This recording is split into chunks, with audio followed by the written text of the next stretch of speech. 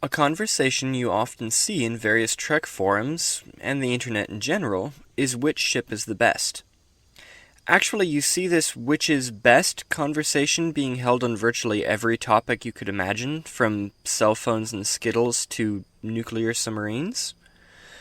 But a topic you see and hear discussed far less often is which is worse. And that, in a modified form, is the topic of today's video. Which Starfleet ship is the worst to serve on?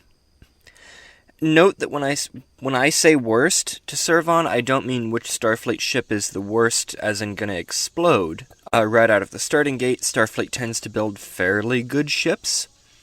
I mean which is worst to serve on from the point of view of mission profile, comfort, relative danger, and intangibles. Intangibles decided by me. This is kind of subjective. Make your own list if you disagree. Put it in a comment. With that explained and that challenge to write a comment, let's begin. Number 1 on our list, and I should say that this is in no particular order of best to worst or anything like that. Instead, it's just a bunch of ships I wouldn't want to serve on. So first, on our unordered list, this is chaos. We have the Springfield class, a cruiser class introduced in the 2350s, but quickly removed from production due to some issues with its space frame. These issues didn't make the ship a bad ship per se. It was serviceable if maintenance heavy and underpowered, but it worked. What makes the Springfield a ship I would not want to serve on is... look at it. I mean, you've been staring at the ship as I've gone over on this little summation and can see plainly that it's just horribly ugly. In fact, I would rate it as the ugliest Starfleet ship ever, and I've seen Discovery. I wouldn't want people to know that I've served on one. I wouldn't particularly. Basically, if I was assigned to one, regardless of how fun the duty was, I'd basically spend my entire time locked in the deepest bowels of the ship, where there would be no window to look out and be reminded of the horribleness that I've been stuck with. Next, in the number 2 spot of our unnumbered list, we have half a starship. I mean the saucer section of a star. I mean the Freedom class destroyer. A class developed in the 2330s by Starfleet to be a cheap and simple-to-maintain destroyer to replace the legacy designs, such as the Miranda, filling in the role of destroyer at the time. The Freedom fulfilled its design brief to the hilt. It was very cheap to build and maintain from a resource and manpower perspective. Though Starfleet would ultimately opt for further refits to the Miranda, because that was cheaper still. Only a handful of Freedoms were made compared to the large number planned, and it was kind of a rare sight. It also wasn't particularly good at, being a destroyer, because it was so cheap. The Freedom is a ship I wouldn't want to serve on, largely because of its very basic design. Look at the ship, it's basically a saucer and a nacelle, and this simplicity is something which likely carries through in other areas of its design. I don't imagine the ship has a great amount of crew comfort for, you guessed it, the crew. Think defiant levels of crew quarters except longer mission profiles. So it's not a great-looking ship, and if assigned, you're lucky to have more than a metal bunk to sleep on by way of quarters. And it's probably drafty and cold throughout most of the ship, because, proper atmospheric controls would take effort. It's kind of the sort of cheap discount Chinese factory-made no-name version of the something that is actually really good. Granted, some Chinese stuff is better than the name brand and costs a lot less, but, we're not in here to get into a debate about capitalism and the merits of cheap manufactured goods.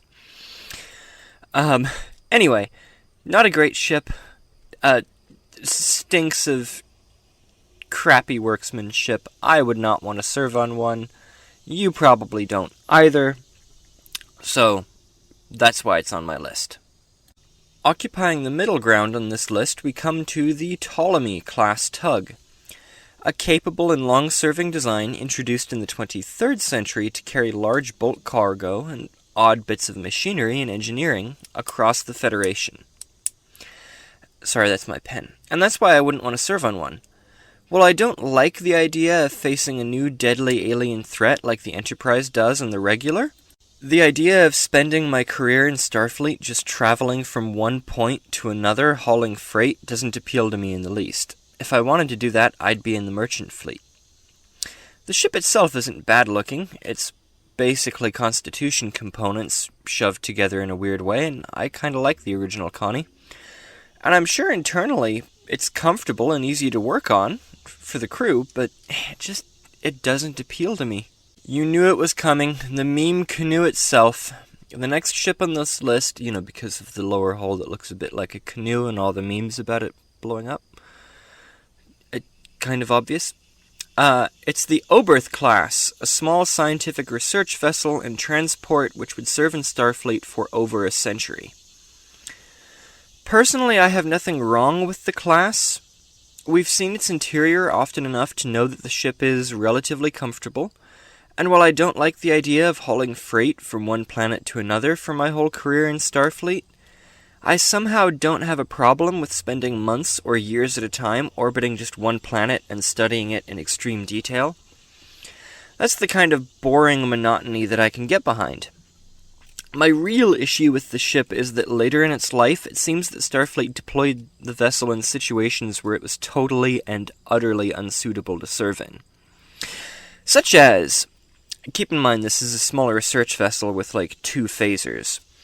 But they would send it to within 10 light years of hotly contested border regions during the Cold War with the Klingon Empire.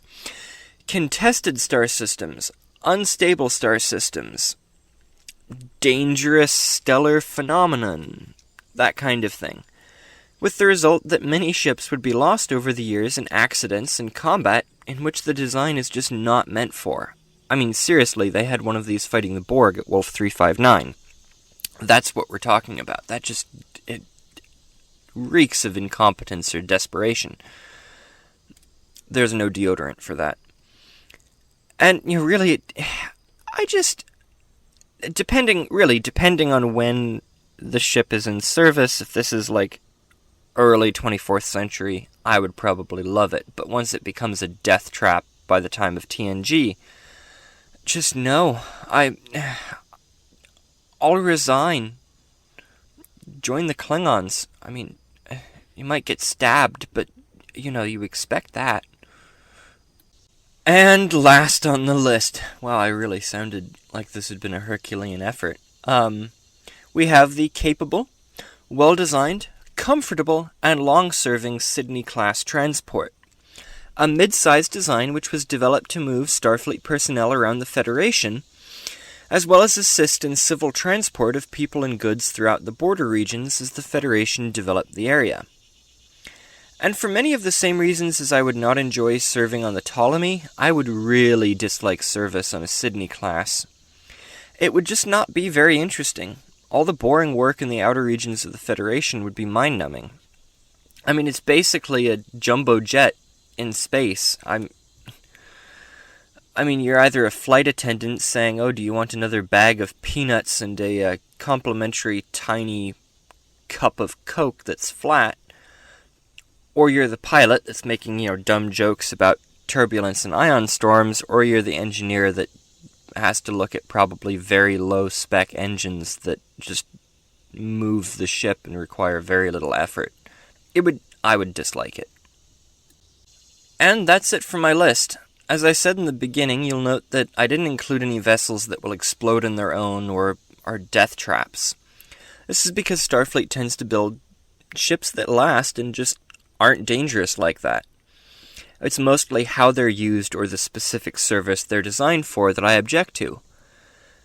So, my choices are basically ships that perform a vital, it's very much an important task, but I would just not enjoy doing because of all the monotony. Basically, what they do is more boring than the ships themselves. What do you think of my choices? Are there ships which I missed? Did I get any ships wrong? Do you think I should have substituted number 4 on my unordered list. With another one, do you think this should have been a top 6 or top 4 or top 3? Let me know with a comment. Also, like the video, subscribe to the channel for more random kind of meandering things like it in the future, and some actually like properly scripted stuff that hopefully is a little bit better quality-wise than this. If you really want to, then you can join my Patreon down below. You know, if this interests you. Either way, hope you enjoyed the video. Have a nice day.